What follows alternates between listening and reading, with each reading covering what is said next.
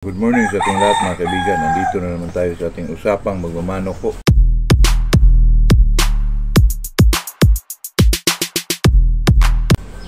Hapon mga kaibigan ay natanggap na yung pinadala natin doon sa Cavite po. Successful naman na yung pinadala natin mga kaibigan. Bago tayo mag-umpisa mga kaibigan ay wala pala tayong shoutout po. Continuous pa rin yung pahulugan natin mga kaibigan. Ano po, yung pinakasta ko dito ay itong jet sweater at saka golden boy, kasi may isang golden boy na babae dito mga kaibigan na hindi pa nakuha pa, hindi ko pa napedala kasi hindi pa niya na fully paid yung ano niya, ay pinakastahan ko muna dito po. Kasi baka magtagal pa to dito, ay pinakastahan na maganda din na babae po na golden boy. Ay baka ano to, ang ganda siguro sa mga offspring nito mga kaibigan, kasi ang ganda nitong jet sweater po. Itong jet sweater na to ay 50-50 ng 5K at saka jet sweater. Tapos pinakastahan ko itong 5K ko ay maging 3/4 na po siya. 3/4, 1/4 na jet sweater po ang mga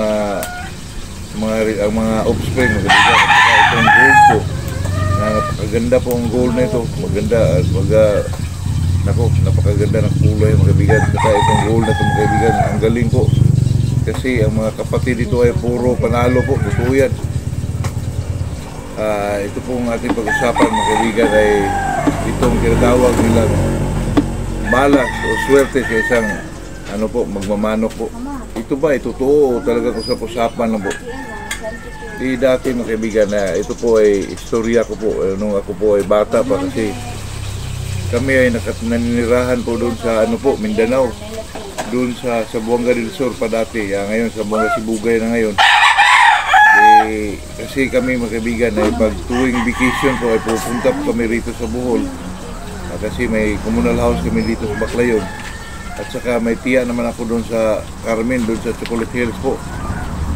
Tuwing magbakasyon kami mga kaibigan dito sa Bohol mga kaibigan, ay naalala ko pa po na nung pumunta kami sa Carmen mga kaibigan, kasi yung tiya ko mga kaibigan ay medyo posisyon po, medyo nakakaano sa buhay mga kaibigan. Kasi yung mga artista dito pag mag-shooting doon ho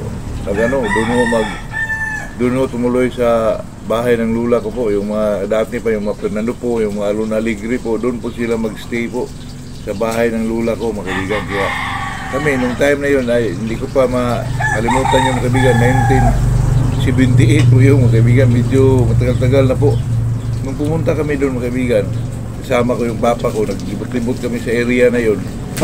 Medyo nakakita yung papa ko ng sabungan. Pumunta kami mga kaibigan, pumapasok kami doon sa loob ng sabungan po. Alam mo na, tayo naman ay bata pa, ako naman ay kahit ang papa ko hindi mahilig sa sabong mga kaibigan, pero doon po ako na-turn on sa kanya kasi nag-alaga siya ng manok. Hindi naman yun sa sabong, ay talagang magbitaw lang sila sa yung kaibigan niyang teacher din po, kasi yung parents kong mga kaibigan ay they're both teachers po sa elementary mga kaibigan. Kaya gano'n, yung papa ko ay talagang mag-alaga-alaga lang po.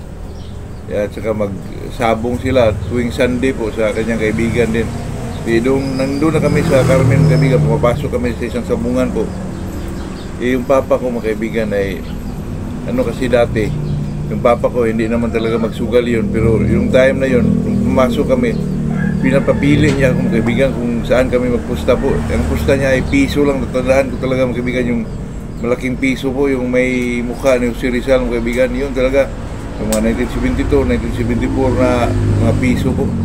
Natandaan ko lang talaga yun mga kaibigan. Doon kami sa likuran banda po, doon kami nagbibit ng kaibigan. Tag-piso lang talaga mga kaibigan. Alam niyo po mga kaibigan, isang tingin ko lang po ay talagang sabihin ng papa kung saan tayo. Ituro ko mga kaibigan, doon tayo pa. Talagang mananalo po. Mga kaibigan ay punong-puno yung bulsa ng papa ko ng piso-piso po, kasi kada turo ko mga kaibigan ay talagang mananalo po. Alam mo na, yung bata ka ay medyo medyo na-bored ka mga kaibigan, kasi gusto mo nang umuwi. Pinatalo ko mga kaibigan, natandaan ko talaga yun mga kaibigan, na pinapatalo ko yung doon ko tinuro sa talagang matalo po. Talagang alam ko mga kaibigan kung sino ang manalo o matalo po. Yung natalo na mga kaibigan talagang umuwi na kami kasi naputol na yun may isang tao pa nga mga kaibigan na nakita kami doon sa likuran. Doon na rin siya nagpusta sa akin mga kaibigan kasi nakita niya bata eh. Nung umuwi kami mga kaibigan, talagang punong-puno yung bulsa ng papa ko po, yung mga barya mga kaibigan. Sa Sunday nagpunta kami ng Tagbilaran City kasi yung Tagbilaran mga kaibigan, yun ang siyudad ng Bohol. Yun talaga ang sentro po. Nanood kami ng sine mga kaibigan, hindi ko talaga kalimutan yung nanood kami ng King Kong, yung first movie ng King Kong po, dati pa po, 1978 siguro yun. Kaya sa akin po, bilang isang magmamanok, naniwala po ko sa swerte umalas ng isang manok po.